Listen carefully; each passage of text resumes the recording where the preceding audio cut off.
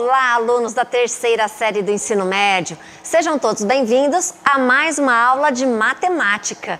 Eu sou a professora Inês e hoje nós vamos continuar a correção da AP terceira etapa. Então, não se esqueça que nós estamos fazendo a correção pela habilidade das questões. Então, se você tiver dificuldade em encontrar a questão correspondente àquela habilidade, procure o seu professor que ele poderá te ajudar. Se você tiver a sua prova, separe. Se não, separe folhas para você fazer as suas anotações. Certo? Muito bem. Conto com a presença da professora Roberta para me ajudar nessa aula. Oi, professora Roberta, seja bem-vinda. Obrigada, professora Inês, obrigada. Bem-vindos, alunos da terceira série do ensino médio. Então, vamos participar dessa correção, hein? Preparados aí com as folhinhas já? Preste atenção em cada questão, cuidado para não cair sempre nas pegadinhas, tá bom? Então, vamos começar hoje lendo a primeira habilidade. Pode aparecer para eles. Reconhecer aplicações das relações métricas do triângulo retângulo em um problema que envolva figuras planas ou espaciais. O código do descritor é D02.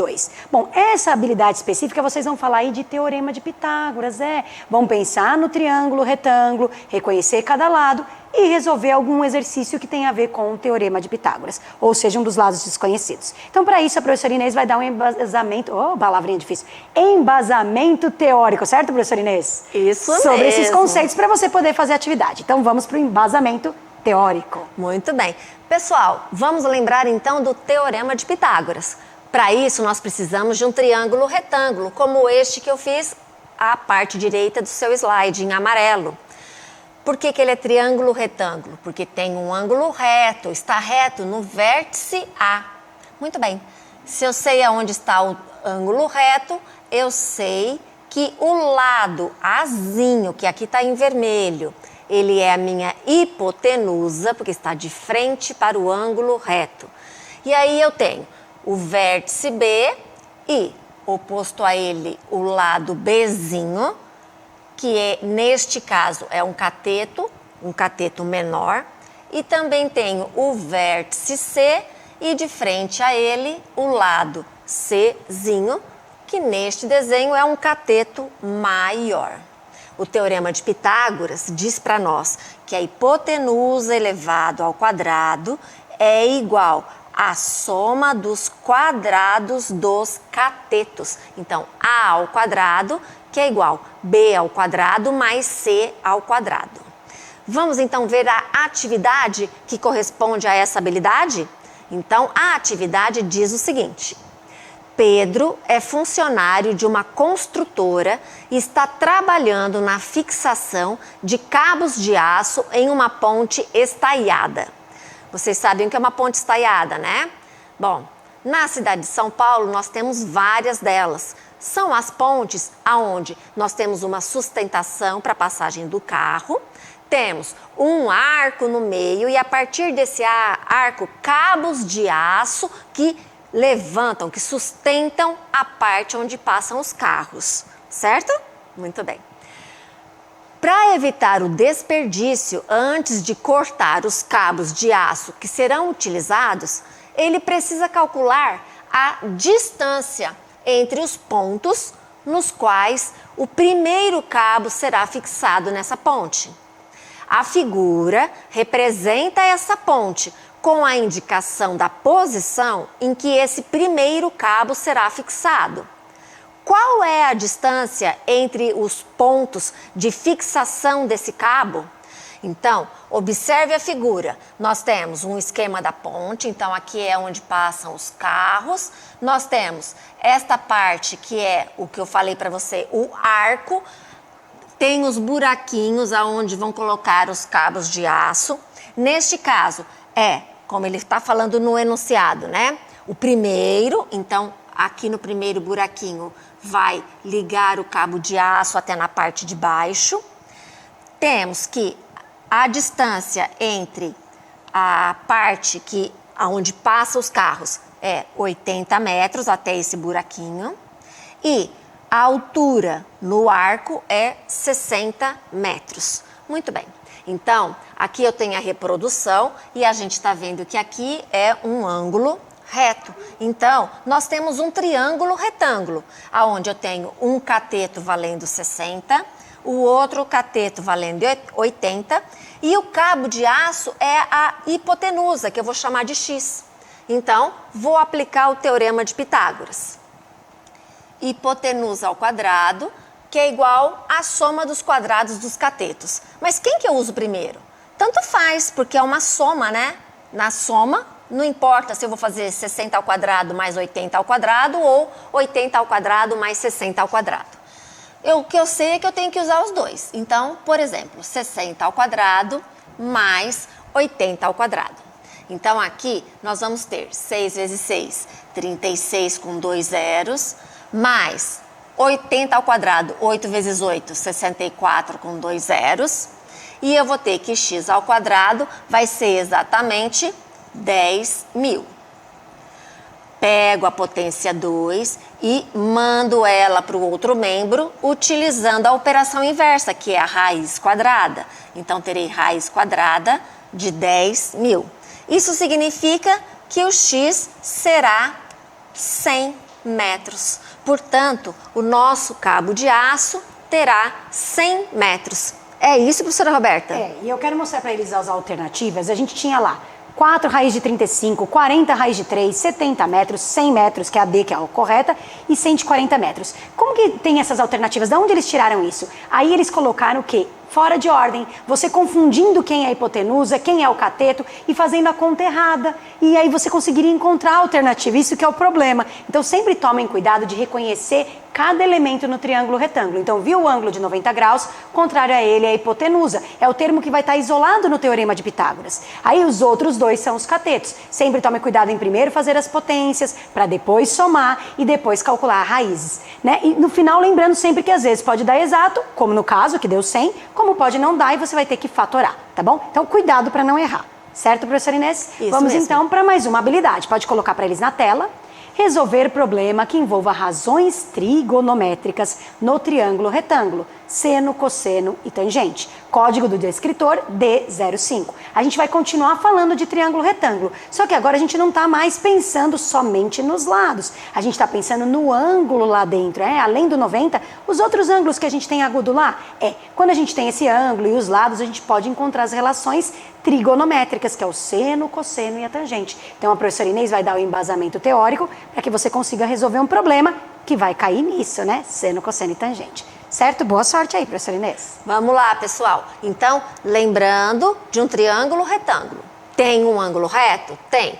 Aqui eu continuo com o meu ângulo reto no vértice A. Então, sei que o Azinho em vermelho é minha hipotenusa. E os outros dois lados, Bzinho e Czinho, serão meus catetos. Observe que eu estou chamando a atenção no vértice C para um ângulo alfa. Por quê? Porque no triângulo retângulo, o lado que estiver de frente para este ângulo escolhido será o meu cateto oposto. E o lado que estiver formando este ângulo será o meu cateto adjacente. E eu preciso disso para poder compor cosseno, seno e tangente deste ângulo alfa. Então, neste caso, cateto adjacente dividido por hipotenusa, eu vou ter B dividido por A. Seno de alfa, cateto oposto dividido pela hipotenusa, neste caso, C dividido por A. E tangente de alfa, cateto oposto dividido pelo cateto adjacente, neste caso, C dividido por B. E eu chamo a atenção falando que é neste caso, porque se eu mudar o ângulo alfa para o outro ângulo agudo, os catetos mudarão também. Então, o que seria o meu cateto adjacente passará a ser o meu cateto oposto, e o que era o meu cateto oposto passará a ser o meu cateto adjacente. Tudo bem? Vamos então ver a questão? A questão diz o seguinte: o desenho representa a vista lateral da casa de Raul. Para acessar o segundo andar, ele construiu uma escada, conforme indicado no desenho abaixo. Pergunta: qual é o comprimento aproximado dessa escada? Vamos ver o desenho. Então, nós temos um corte que é a vista lateral da casa do Raul. Neste corte, ele está chamando atenção para um triângulo retângulo. O ângulo reto, de frente para ele, nós temos a escada, que é a nossa hipotenusa. Também no desenho está mostrando que a distância do ângulo reto até o vértice da casa são 5,2 metros e o ângulo é de 30 graus. Veja bem, em relação a este ângulo de 30 graus, 5,2 metros está compondo esse ângulo. Então, eu tenho um cateto, adjacente. O que aconteceu com a lousa? Aê! Aí, na anterior. Cateto adjacente. Muito bem. Então, cateto adjacente com hipotenusa, eu tenho cosseno do ângulo. Cateto adjacente dividido pela hipotenusa. No enunciado do problema, ele deu o seno, cosseno, a tangente de 30 graus, porque era o único ângulo que aparecia na nossa figura. E ele ainda colocou que a raiz de 3 usar o valor aproximado de 1,73. Bom, vamos ver se a gente vai precisar. Nós vamos precisar, porque nós vamos ter cosseno de 30 graus. Neste caso, então, cateto adjacente 5,2 dividido pela hipotenusa, que é o meu x. Cosseno de 30, raiz quadrada de 3 dividido por 2, que será igual a 5,2 dividido por x. Muito bem, raiz quadrada de 3, eu vou utilizar o 1,73. E aí eu vou efetuar a multiplicação dos extremos e dos meios. 1,73 que multiplica x igual a 2 que multiplica 5,2. Portanto, 2 que multiplica 5,2, 10,4. Pegamos o 1,73 e vamos passar dividindo. Professora Roberta? O valor aproximado de 6,01 metros. Perfeito. Então, este é o valor aproximado da escada da casa de Raul. É isso mesmo, professora Roberta? E eu gostaria que mostrasse as alternativas que a gente tem lá. 2,96, 4,49, alternativa C, que é o 2,01, 9,12, 10,4. E aí, dando atenção sempre, se você escolher errado quem é cateto oposto, quem é cateto adjacente, quem é hipotenusa, você vai com certeza encontrar uma dessas outras alternativas. Então, sempre olhe com calma o seu triângulo, reconheça quem é o ângulo de 90 graus, quem é a hipotenusa, cadê o seu ângulo que você quer calcular? Ah, o 30 tá ali? Quem é o oposto, quem é o adjacente? Pense qual relação você vai usar utilizando os valores que você tem no desenho para poder escolher e fazer a conta e chegar na alternativa correta, tá bom? Então, a alternativa C, se a sua prova for essa foi a questão que você achou, tá bom? Vamos então para a próxima habilidade. Pode colocar para eles na tela. Identificar gráficos de funções trigonométricas, seno, cosseno, tangente, reconhecendo suas propriedades. Então, neste caso, a gente vai falar um pouco da função seno. A professora Inês vai relembrar um pouquinho da função seno e a gente vai pensar aí nas oscilações que existem em relação ao gráfico da função seno, tudo bem? Então, ela vai dar o embasamento teórico. Ah, e o descritor, claro, qual que é? O D30. Vamos lá, professora Inês? Função seno? Sim. Então, função seno. Nós temos aqui à direita do seu slide um círculo trigonométrico. Observe que eu estou chamando a atenção para esta linha verde que está na vertical, que é a linha do seno. E estou chamando a atenção para alguns valores dentro dessa circunferência. Vou pensar no seno. Se eu começo com 0 radianos, projeto o ponto do zero, chego no valor 0. Se eu estou pensando em π sobre 2 radianos, eu estou pensando em 1. Mas por que 1? Porque o círculo trigonométrico tem raio 1. Lembrou disso, pessoal? Aí, se eu penso em π radianos, vou projetar, chego de novo no 0. Se eu penso em 3π sobre 2 radianos, eu vou pensar agora no menos 1, porque está para baixo da linha do cosseno. E se eu pensar em 2π radianos, vou projetar, vou chegar de novo em 0. Então, seno de x e valores de x. Se x é 0, o seno é 0. Se x é π sobre 2, o seno é 1. Se x é π, o seno é 0. Se x é 3π sobre 2, o seno é menos 1. E se x é 2π, o seno é 0. Então, pensando em um gráfico e colocando esses pares ordenados. 0 com 0, π sobre 2 com 1, π com 0, 3π sobre 2 com menos 1 e 2π com 0. Nós temos, então, o formato da função seno, que é este, que aparece para você aí em verde no gráfico. Mas e qual é a nossa questão? Então, vamos lá.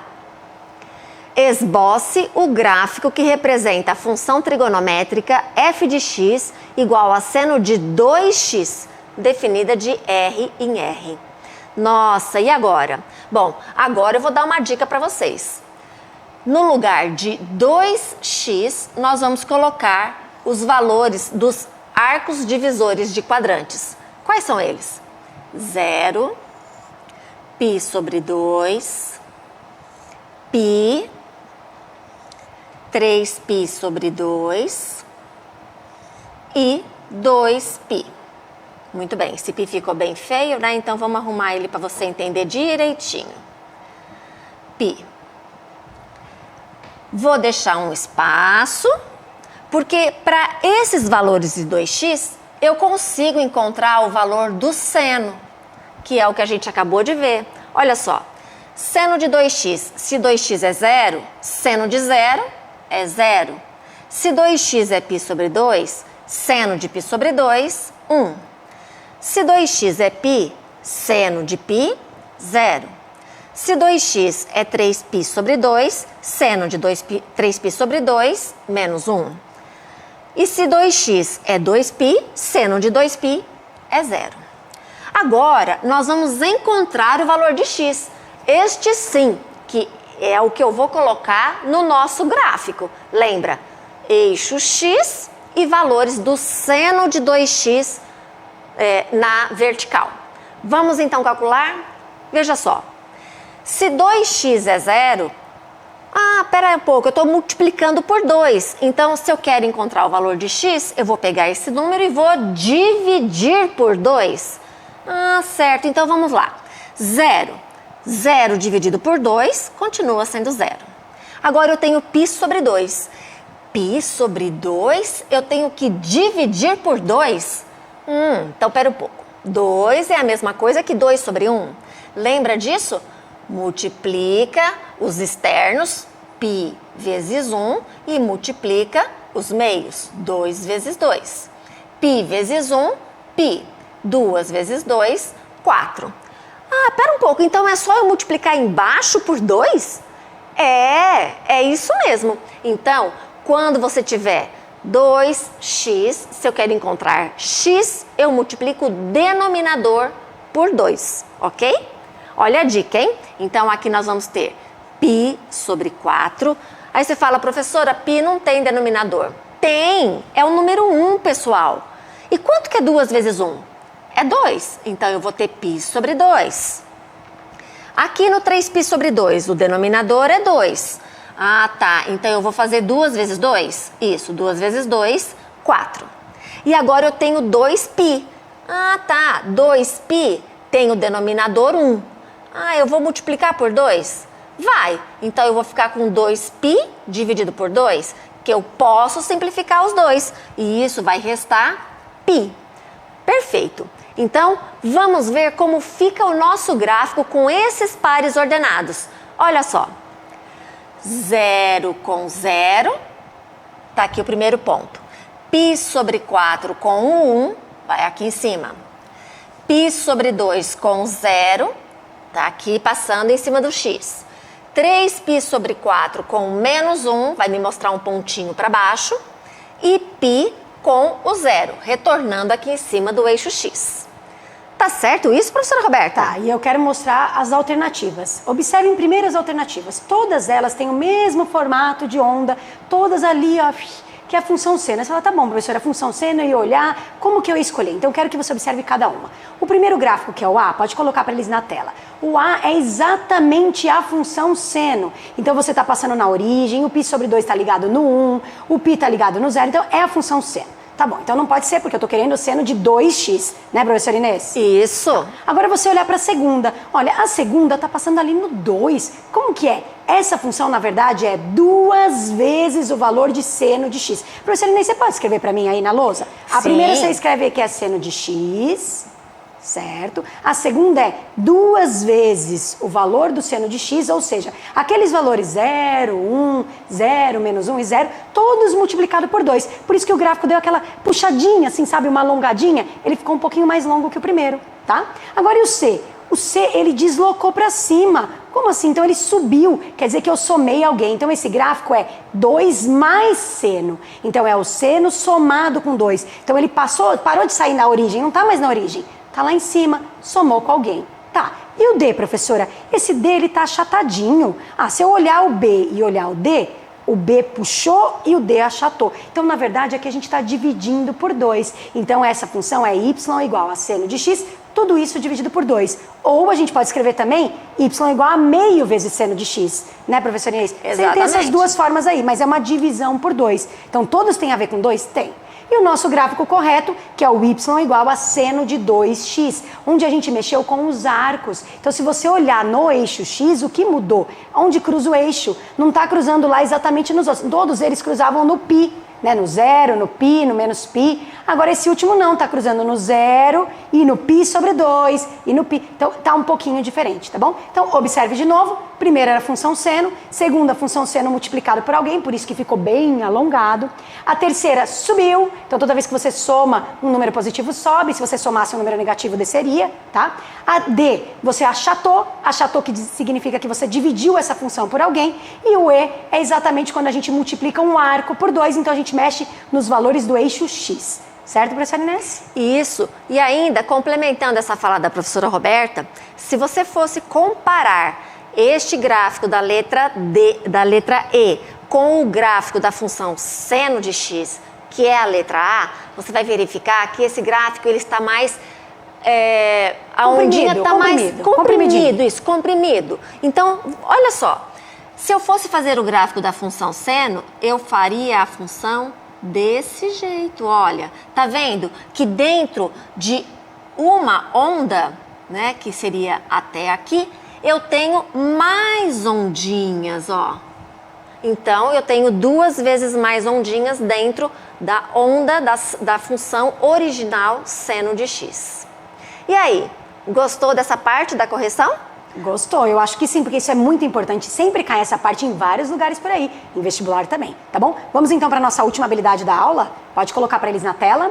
Relacionar diferentes poliedros ou corpos redondos com suas planificações ou vistas. Código do descritor D03. Então agora a gente está pensando em figuras espaciais. Saímos do assunto de trigonometria, de triângulo, retângulo, de seno, cosseno, então saímos. A gente está pensando em figuras espaciais. Então imagina que você pegou um objeto espacial e você vai planificar, vai abrir, apoiar ele na mesa e olhar ele assim, planificado. E a gente tem que pensar nas suas planificações. É uma coisa bem simples, mas tem que ter uma visão, tem que ter uma boa imaginação para ver a planificação, né, professora Inês? Isso mesmo.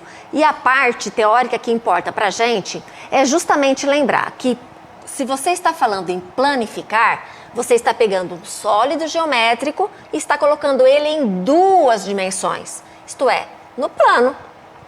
Observe este sólido geométrico, um bloco retangular. Um prisma ou um bloco retangular, né? Um prisma de base retangular ou um bloco retangular também conhecido. Se a gente vai planificar, a gente vai ter que cortar e abrir, como se fosse uma caixinha, cortando e colocando no plano, em 3 dimensões virando 2. Então, o que a gente vai obter? A gente vai obter as faces, então eu tenho a base ou a face lateral, né? 2, e as laterais ou bases, porque eu posso olhar esse prisma de vários ângulos. Aqui nesse caso, eu poderia dizer que ele está se parecendo com uma caixa de sapato, mas eu poderia pensar nele em pé, não é mesmo? Aí, o que eu chamei de base no anterior, esse aqui vai ser uma face. Então, eu tenho que tentar olhar ele de uma forma diferente. Vamos ver então a nossa questão, ver o que a gente aplica. Como pode ser a planificação de um cubo? Lembra? Um cubo é um sólido geométrico formado por 6 quadrados. 6 quadrados. Perfeito. Então, eu sei que toda a planificação dele só terá quadrados.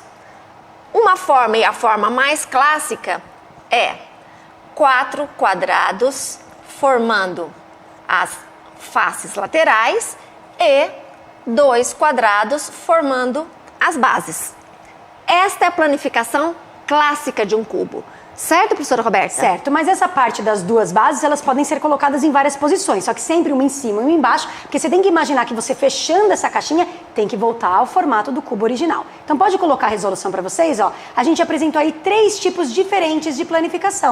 Então a tradicional que a professora Inês fez, a tradicional virada de lado, como se você estivesse vendo ele em outra posição, ou quando você tenha lá na primeira parte uma basezinha e lá no último uma basezinha. Mas sempre formando aí, quando fala em cubo, por 6 quadrados. 4 alinhados e um em cima e um embaixo, que são as nossas bases. Tudo bem? Lá na nossa questão a gente tinha várias alternativas. Então, se você olhar as alternativas, a primeira já é falha porque só na parte do meio tem 5, ó. Pode olhar lá, né, professora? No total, 7 quadrados. Então, não dá. A outra, B, por que não pode ser? Porque você tem 2 em cima. Tem que ser um em cima e um embaixo. A C, nem pensar, tá? A D tá faltando ali uma parte embaixo. Ela foi alinhada e ficou faltando. Então, o tradicional aí é a alternativa E. Espero que você tenha entendido e achado fácil isso, porque eu acho bem tranquilo. Né, professora Inês? Isso mesmo. Então, pessoal, não se esqueça, hein? Nós temos as aulas da correção da AP em 6 partes da matemática. Esta é uma delas. Então, procure as outras lá no repositório para você assistir todas, tá bom? A gente se vê numa próxima oportunidade, pessoal. Tchau, tchau. Tchau, tchau.